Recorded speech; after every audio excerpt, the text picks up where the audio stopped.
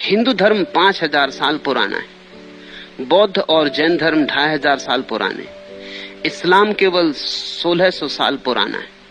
वह नया होने के बावजूद भी इतना पुराना क्यों लगता है? पूछा है पाकिस्तान से आए हुए मित्र फिरोज ने। मनुष्य एक ही सदी में हो तो भी एक ही सदी में नहीं होते। ये 20वीं सदी है, सभी लोग 20वीं सदी में नहीं। अभी तुम्हें जंगल में ऐसे आदमी मिल जाएंगे जो 5000 साल पहले रह रहे हैं, आदिवासी। वे अभी भी 5000 साल पहले जैसा आदमी जीता था वैसे ही जी रहे हैं। उनको तुम 20वीं सदी का हिस्सा नहीं मान सकते। उनके धर्म, उनके विचार इस सदी के नहीं, 5000 साल पुराने। अगर उन आदिवासियों से जाके मुझे बात करनी पड़े तो जो बात मैं तुमसे कर रहा हूं, यह बात इसी तरह उनसे नहीं कर सकूंगा। मुझे उनकी भाषा में बात करनी पड़ेगी, मुझे उनके ढंग में बात करनी पड़ेगी, मुझे अनुवाद करना होगा 5000 साल पुरानी बात में, तब कहीं वे समझ पाएंगे। इसलिए धर्मों के अलग अलग जन्म हुए, अलग अलग देशों में, अलग अलग परिस्थितियों में। हिंदू धर्म 5000 साल पुराना है, ज्यादा पुराना भी हो सकता है। 5000 साल पुराना है, इतना तो तय ही है। लेकिन ये देश हजारों साल से धर्म की दिशा में बड़ा मंथन करता रहा है, बड़ा चिंतन करता रहा है। इसने बड़े परिष्कार किए। तो 5000 साल पहले भी वेदों ने जो ऊंचाई ले ली, वो बाद में आने वाले धर्म ना ले सके, क्योंकि बाद में आने वाले धर्म इतनी परिष्कृत संस्कृति में पैदा नहीं हुए।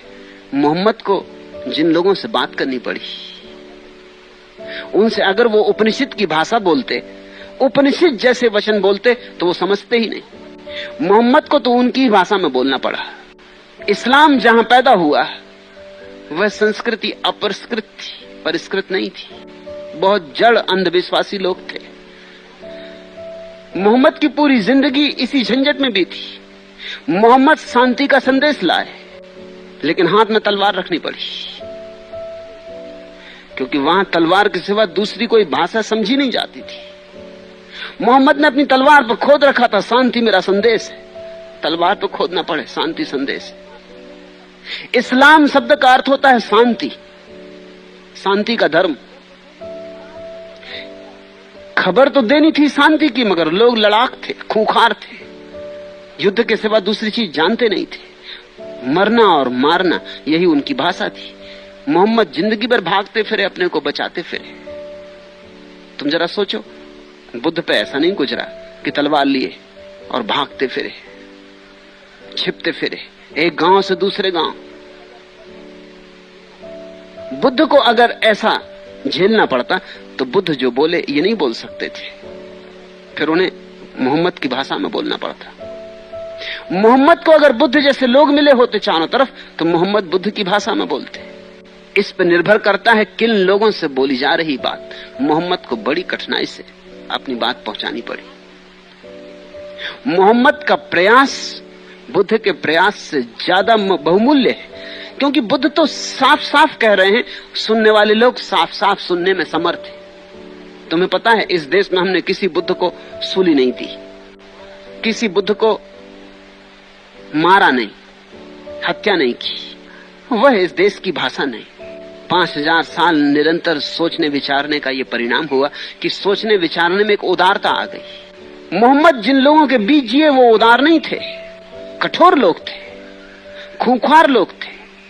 हालांकि कठोर और खूंखार होने के बावजूद भी उनमें एक खूबी थी जो हमेशा कठोर लोगों में होती। जितना जंगली आदमी होता उतना सीधा सरल भी होता है, और जितना परिष्कृत आदमी होता है उतना जटिल और चालबाज भी होता है।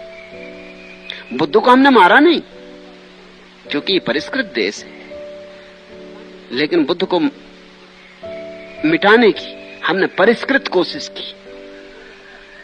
फर्क समझ लेना। हिंदुओं ने कथा लिखी है बुद्ध के बाबत, बुद्ध को स्वीकार कर लिया कि 10वें अवतार हैं हमारे। वैसे ही जैसे कृष्ण, जैसे राम, ये बड़े होशियार लोग थे जिन्होंने कहा कि बुद्ध हमारे 10वें अवतार है, भगवान का अवतार। मगर कहानी जो गढ़ी वो ये कि भगवान ने दुनिया बनाई, नरक बनाया, स्वर्ग बनाया, मगर लोग पाप करते ही नहीं थे, तो नरक कोई जाता नहीं था। नरक खाली ही पड़ा था। नरक में शैतान बैठा है अपने सिंहासन पर, अपने सिपाहियों के लिए, न कोई आता न कोई जाता। सदियां बीत गई, आखिर शैतान भी परेशान हो गया। उसने भगवान से कहा कि सार क्या है नरक को रखने का? अगर कोई पाप करता नहीं, कोई दंडित होता नहीं, तो मुझे छुटकारा दो, हम नाहक दंड पा रहे, हम वहां बैठे बैठे क्या करें? ये दफ्तर चलता ही नहीं, ये बंद करो, ये खाता समाप्त करो। तो भगवान ने कहा तू ठहर, मैं जल्दी ही बुद्ध के रूप में अवतार लूंगा, लोगों को भ्रष्ट करूंगा, और जब लोग भ्रष्ट हो जाएंगे तो नरक में ऐसी भीड़ मचेगी कि तुझसे संभले ना संभलेगा। अभी सुन रहे ये कहानी, बुद्ध की गर्दन नहीं काटी, मगर किस होशियारी से काटी, शब्द से काटी, तर्क से काटी। भगवान भी मान लिया, इतने परिष्कृत लोग थे कि एकदम इंकार भी नहीं कर सके। आदमी तो महिमाशाली था, मगर इनके सारे धर्म के विपरीत था, इनके सारे क्रियाकांड के विपरीत था, इनके हवन यज्ञ के विपरीत था, इनके पांडित्य पुरोहित के विपरीत था। आदमी तो बहुमूल्य था, मगर इनके विपरीत था। ये इंकार भी नहीं कर सके कि इस आदमी में कुछ महत्वपूर्ण है। तो भगवान का अवतार भी मान लिया, पीछे के दरवाजे से ये कहानी भी जोड़ दी। मानना मत बुद्ध को, नहीं तो नरक जाओगे। बुद्ध भगवान के अवतार है, ये देखते हो तरकीब। और बुद्ध धर्म को उखाड़ फेंका भारत से। मोहम्मद के पीछे लोग तलवार लेके पड़े रहे, मगर मोहम्मद को उखाड़ नहीं पाए। हिंदुस्तान में बुद्ध के पीछे तलवार लेके नहीं पड़े और बुद्ध को उखाड़ दिया। चालबाज, जितना सुसंस्कृत आदमी होता है उतना ही चालबाज भी हो जाता है, चालाक हो जाता है। मोहम्मद कठोर लोगों के बीच में थे, मगर सीधे साधे भोले वाले लोगों के बीच में थे। जंगली आदमी अक्सर भोले वाले होते, दोनों बातें होती। जूझेंगे तो तलवार से लड़ लेते, और अगर झुक गए तो गर्दन सामने कर देते। न मारने से डरते हैं, न मरने से डरते, और मरने मारने की सीधी भाषा बोलते। कोई तर्क वगैरह का सवाल नहीं है, एक ही तर्क जानते, सीधा प्रकृति का तर्क। तो मोहम्मद को कठिनाई भी बहुत थी, बिल्कुल अविकसित लोगों के बीच धर्म की खबर पहुंचानी थी, और दूसरी तरफ सरलता भी बहुत थी। तो इस्लाम अपरिष्कृत धर्म है। इसलिए तुम्हारा कहना ठीक है फिरोज कि 1400 साल पुराना धर्म है, लेकिन ऐसा लगता है बहुत पुराना हो। उससे तो हिंदू धर्म बहुत पुराना है, लेकिन उतना पुराना नहीं लगता। अब जैसे कोई चोरी करे उसके हाथ काट दो, अभी बात बेहूदगी की है। ये ऐसा लगता है जैसे बहुत जंगली जमाने की बात आ गई। अब पाकिस्तान में भी किया जा रहा है, कोई चोरी करे उसके हाथ काट दो।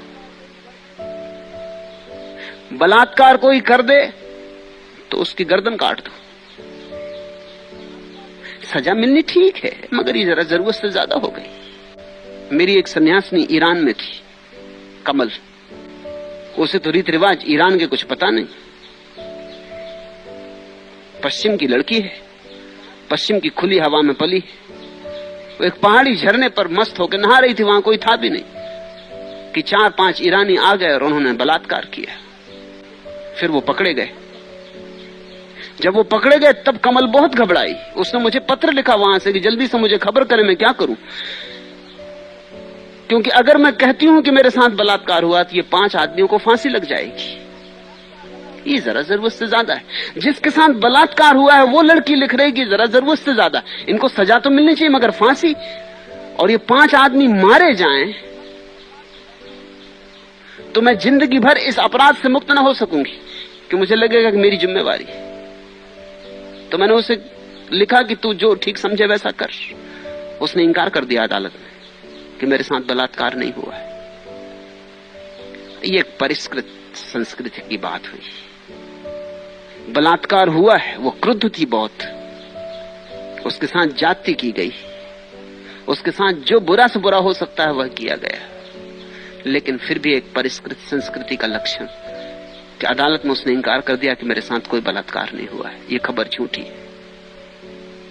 ये 5 आदमियों की हत्या हो जाए, ये बात उसकी समझ में नहीं आई, उसको भरोसा ही नहीं आया। इनको 2-4 साल की सजा हो जाती ठीक था, लेकिन इनको रास्ते पर खड़ा करके इनकी गर्दन काट दी जाएगी। तो वो घबरा गई कि ये 5 आदमियों की कटी हुई गर्दन सदा मेरा पीछा करेगी, मुझे लगेगा मेरा हाथ है। इतना तो कुछ बड़ा कसूर न था। इस्लाम 1400 साल पुराना धर्म है, लेकिन उसकी अपरिष्कृत दशा देखकर अगर सोचो तो वह हिंदुओं से ज्यादा पुराना धर्म है, और बौद्धों से तो बहुत ही ज्यादा पुराना धर्म है, जैनों से तो बहुत ही पुराना धर्म है। क्योंकि कहां बुद्ध की करुणा और कहां चोर चोरी कर ले उसके हाथ काट डालना। ताओ 5000 साल पुरानी परंपरा है चीन में, और मुझे सदा से कहानी प्रिय रही, मैंने बहुत बार कही। लाओत्सु एक दफा न्यायाधीश बना दिया गया था, तो पहला ही मुकदमा आया। एक आदमी ने चोरी की थी, गांव के सबसे बड़े साहूकार के घर चोरी की थी, और उसने मुकदमा सुना और उसने दोनों को 6-6 महीने की सजा दे दी, साहूकार को भी और चोर को भी। ये 2500 साल पुरानी घटना है। मार्क्स इत्यादि को पीछे छोड़ दिया। साहूकार तो समझे नहीं, उसने कहा ये माजरा क्या है, होश में हो, मेरे घर चोरी हुई और मुझे सजा दी जा रही। लाओत्सु ने कहा क्योंकि तुमने इतना धन इकट्ठा कर लिया है कि अब चोरी ना हो तो और क्या हो। यह आदमी नंबर 2 का कसूरवार है, नंबर 1 कसूरवार तुमने सारे गांव का धन इकट्ठा कर लिया है, चोरी तो होगी। तुम चोरी पैदा करने के मूल स्रोत हो। तुम धन्यभागी हो कि मैं तुम्हें बराबर सजा दे रहा हूं, नहीं तो तुम्हें ज्यादा सजा मिलनी चाहिए। इस आदमी ने तो सिर्फ चोरी की है थोड़ी बहुत, ये करे क्या। सम्राट तक अपील गई। सम्राट को भी बात तो जची, लेकिन ये तो खतरनाक बात है। अगर ये बात सच है तो सम्राट खुद ही चोर है। उसने लाओत्सु से हाथ जोड़ के क्षमा मांगी कि आप विदा हो, ये आपका काम नहीं। मगर देखते हो ये परिष्कार, 2500 साल पहले लाओत्सु वह कह रहा है जो कम्युनिज्म को भी पीछे छोड़ दे, साम्यवाद को पीछे छोड़ दे, समाजवाद को पीछे छोड़ दे। चीन परिष्कृत देश है। कन्फ्यूशियस और लाओत्सु जैसे लोगों ने चीन को परिष्कार दिया। हजारों साल की पुरानी कथा है। लाओत्सु के पहले हजारों साल तक चीन परिष्कृत होता रहा। मोहम्मद के पहले तुम कोई नाम ले सकते हो अरब में?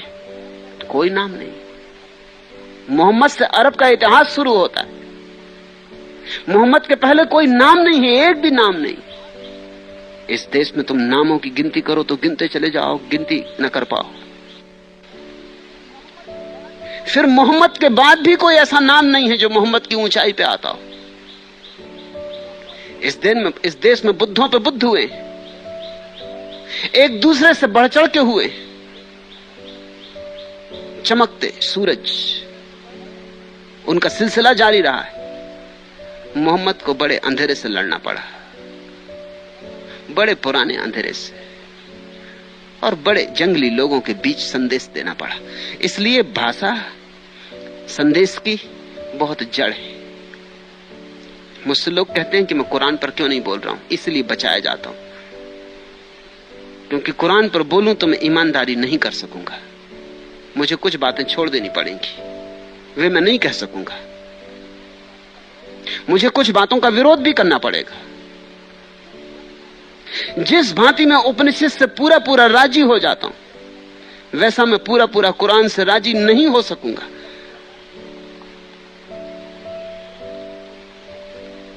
क्योंकि मैं जिनसे बोल रहा हूं वो दूसरे तरह के लोग हैं। मोहम्मद ऐसे हैं जैसे प्राइमरी स्कूल में कोई शिक्षक। इस देश में बोलने का मतलब होता है विश्वविद्यालय की अंतिम कक्षा। इसलिए फिरोज, तुम्हारा कहना ठीक है कि 1400 साल पुराना होने पर भी इस्लाम इतना पुराना क्यों मालूम होता है? अपरिष्कृत है। और फिर एक तरह की जड़ता पकड़ गई, क्योंकि जड़ लोग थे जिन्होंने मोहम्मद का अनुगमन किया। जो लड़े वो भी जड़ थे, जो उनके साथ आए वो भी जड़ थे। वहां जड़ी लोगों का जमाव था। जो साथ आ गए वो भी जड़ थे। उन्होंने मतांध होकर मोहम्मद ने जो कहा उसे पकड़ लिया। फिर उसमें कोई तरमीम नहीं की, फिर कोई सुधार नहीं किया। ये जानकर तुम हैरान होगे, कुरान पर कोई टीका नहीं लिखी जाती। इधर हम परिष्कार करते चले जाते। हर सदी में हम फिर से टीका लिखते हैं ब्रह्मसूत्र पर, उपनिषद पर, गीता पर, क्योंकि सदी में कुछ बढ़ाव हो गया। हमें उपनिषद को खींच के इस सदी तक लाना पड़ता है। इस सदी को हमें समाहित कर देना होता। जब मैं बुद्ध पर बोलता हूं तो क्या तुम सोचते हो सिर्फ बुद्ध पर बोल रहा हूं? 2500 साल में जो हुआ है वो भी उसमें सम्मिलित कर रहा हूं। बुद्ध को मैं आधुनिक कर रहा हूं, क्योंकि मैं बोल ही नहीं सकता बुद्ध पर बिना 2500 साल को सम्मिलित किए। मैं 2500 साल बाद आया हूं, तो 2500 साल में जो कुछ घट गई है दुनिया में बातें, आदमी ने जो जो अनुभव कर लिए हैं, जो विचार कर लिए, वो सब उसमें सम्मिलित हो रहे हैं। कुरान वहीं के वहीं, 1400 साल पुरानी थी, वहीं के वहीं। कुरान बंद डबरा हो गया, उपनिषद अभी भी बहती धारा है। अभी भी लोग आते हैं और उपनिषद को आगे बढ़ा देते, इसलिए उपनिषद का रोज रोज नया संस्करण होता जाता है।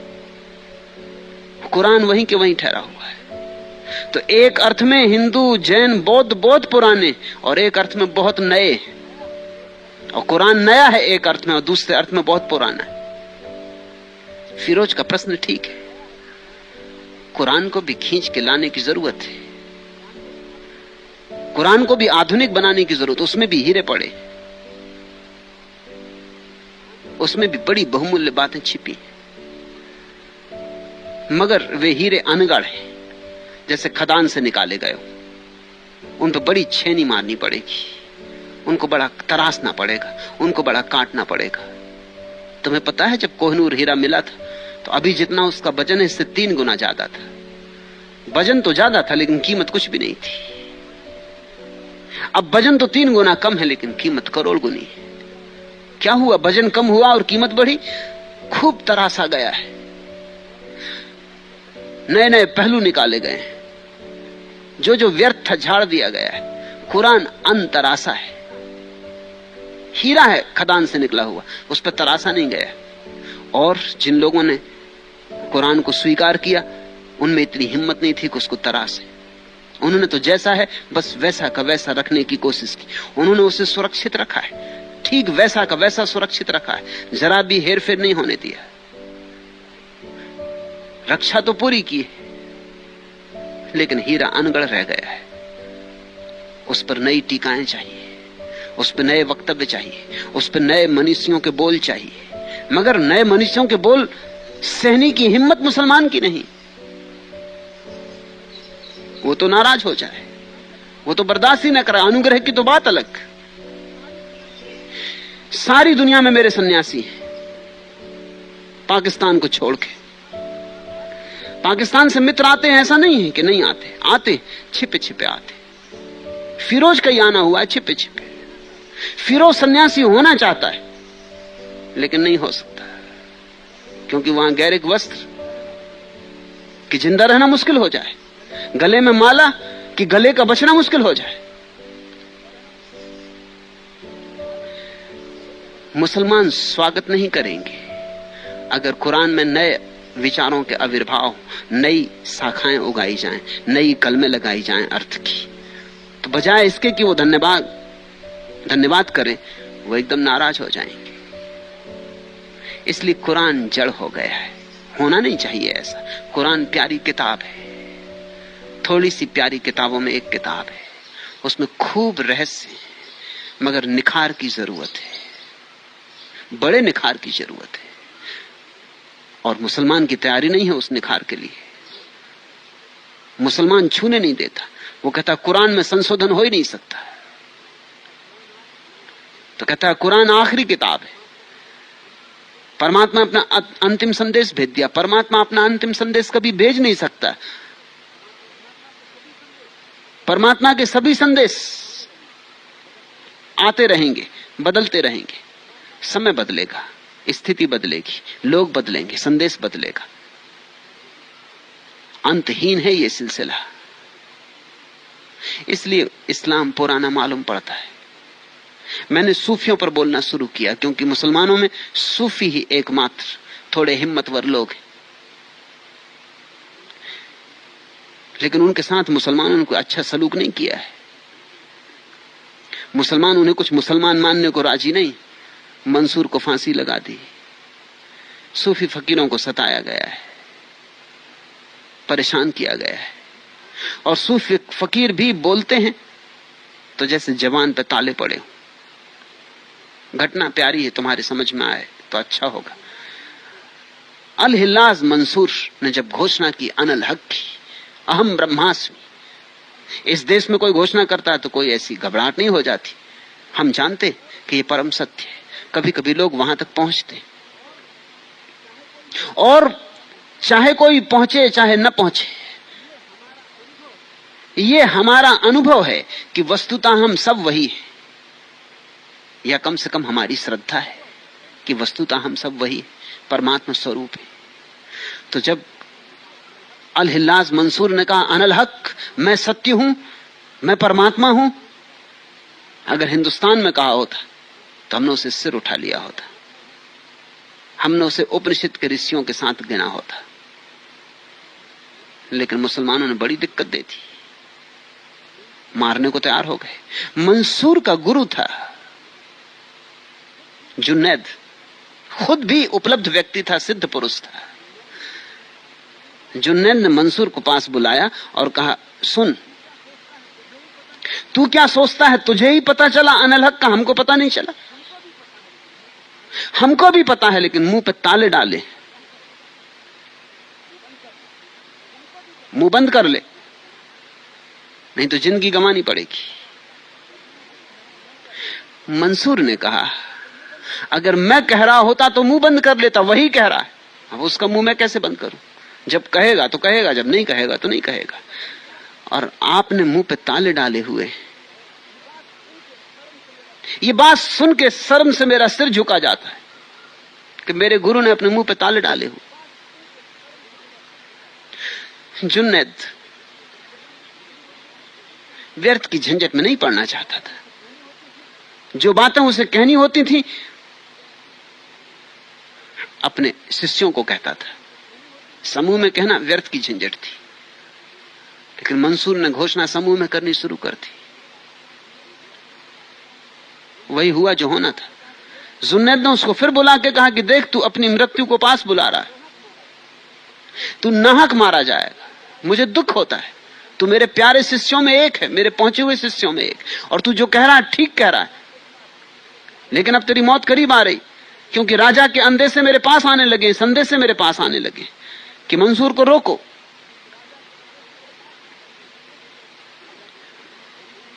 राजा तो ये भी धमकियां दे रहा है, क्योंकि मेरा शिष्य है तू, मैं भी झंझट में पड़ूंगा। तो राजा ने कहा, या तो मंसूर को रोको या मंसूर को त्याग दो, जाहिर कर दो कि तुम्हारा शिष्य नहीं। मंसूर ने कहा, जैसी आपकी मर्जी, लेकिन मैं क्या कर सकता हूं?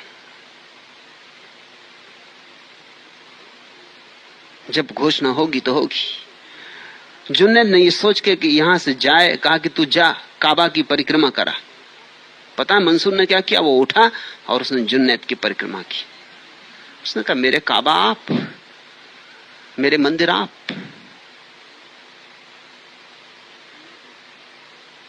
जुनैद ने उसे त्याग दिया। हिम्मतवर न रहा होगा जुनैद। जुनैद के त्यागे जाने पर उसकी हत्या की गई, उसे मारा गया। 1 लाख आदमी इकट्ठे हुए थे उसकी हत्या देखने। उस पर पत्थर मारे गए, कूड़ा करकट फेंका गया, गालियां दी गई। लोग जब पत्थर फेंक रहे तब वो हंस रहा था, ये दिखाने को कि जुनैद भी उसकी हत्या से सहमत है। जुनैद भी गया था और उसने सिर्फ एक फूल फेंक के मारा, ताकि लोग समझें कि वो भी कुछ मार रहा है फेंक के। उसके फूल के गिरते ही मंसूर रोया। पास खड़े किसी आदमी ने पूछा कि इतने पत्थर मारे जा रहे हैं, तुम हंसते रहे, इस फूल के मारे जाने से क्यों रोते हो? तो उसने कहा, और सब तो अनजाने मार रहे हैं, वो माफ किए जा सकते, लेकिन ये जिसने मारा है वो जानता है कि मैं सही हूं। ये फूल भी चोट करता है,